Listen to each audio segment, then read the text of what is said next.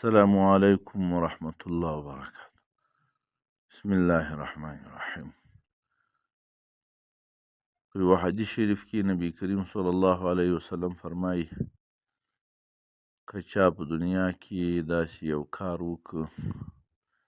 چې دی په هغه کار سره ځان مشهوره کوي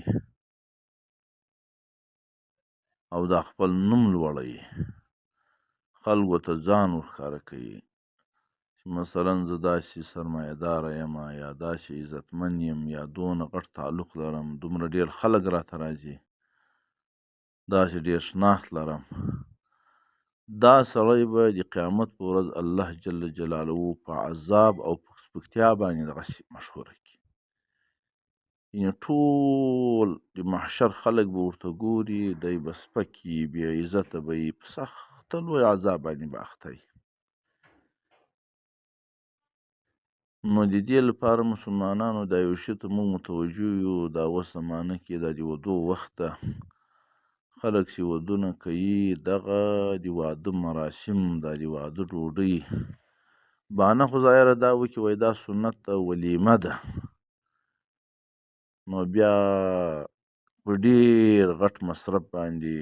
دا ډوډۍ وکړي، غټ غټ خلک راغواړي، دا د یوه نمایش لپاره یې ځان مشهوره کوي. دومره خلک راله، دومره موټران ولاړ وو، دومره مصارف دې ما وسو، بلکې دا لا یادوي، دا ټول شهرت ده، دا سنت نه ده، دا د قیامت یو سخت لوی عذاب او رسوایي سبب ده. ولیمه چې سنت ده هغه د خپلو کلیوالو لپاره سنت ده، دا کلي شاوخوا خلک چې د ده سره په مړي او په هدیره او په دې غم و ښادي کې ورسره شریکان وي، دا خلک به راغواړي، دا خپل نږدې خلک، څه قریبان او دا داسې کوم جوار و همسایګان دي، فقیران به پکې وي، دا به ډېر مړوي او داسې جویو کې چې د فقیر نشي تلای، هلته د فقیر رسېدا نه وي، نو دا بیا ولیمه نه ده، دا د یو شهرت لپاره دا کار سوی، د آخرت لپاره ډېر لوی عذاب ده. مسلمانان باید دې شي ته ډېر متوجه شي، دا یو شیطاني عمل ده او دا روپۍ چې لګېږي دا یو اسراف ده، دومره اندازه غټه کچه باندې میلمانه وو، دومره ډېر اندازه باندې مصرف، دا مسلمانان باید له غریبانو سره، له مدارسو سره، مساجدو په جوړولو کې له دې شیانو سره وشي. اوس خلک یو له دې څخه بیا مکمل دي د دوی چې کوم د ویډیوګانو د تصویرو اخیستلو ترتیب یې د دې معلومیږي چې دا د شهرت لپاره دا نیت ډېر کې خراب ده، بیا نو نتیجه هغه ده چې ما تاسو ته ویل دا په آخرت په ورځ خدای پاک دوی په بې عزتي باندې داسې مشهوره کوي. نو بیا چې واده کې دومره ګمراهي وشي، داسې په غلطه طریقه باندې وشي، نیت کې خراب وي، دا واده بیا آینده دا پایلې هم ډېرې خطرناکې لري، نتیجه یې هم ډېره خرابه وي. د یغو دوو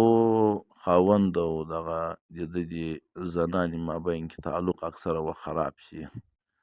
یا یې اولاد ناصالحه یي، یا یو نور مصیبتونه ځینې پیدا شي، او چې په سنت طریقه باندې یي، په دې کې ډېر اسرافونه نه وي، په دې کې شهرت پرستي نه وي، د نوم طلب نه وي، بیا خدای دغه دوو زوجینو ته هم ښه ژوند ورکوي، اولاد یې هم صالح وي،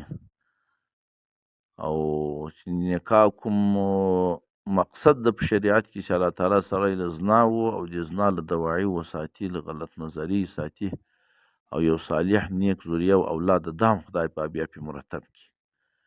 هغه شرعي طریقه چې وشي، غریبانو کلیوال دا خلک ښه ماړه کړي، ښه یې خوشحاله کړي، فقیران راوبولي، هغه مسلمانان دعاوې هم ورته وکړي، بیا په دې نکاح کې ډېر برکت وي. الله جل جلاله دې موږ تاسو ته توفیق راکړي چې هر کار د الله د رسول صلی الله علیه وسلم په طریقه باندې وکړو، او د شیطانو د شهرتو د ریا څخه ځان وساتو. ځان مشهوره کول دا ریا ده، دا په حدیثو په آیات شریف کې شرک بلل سوی ده، د آخرت لپاره ډېر تاواني عمل بلل سوی ده. الله تعالی ته تواضع خوند ورکوي.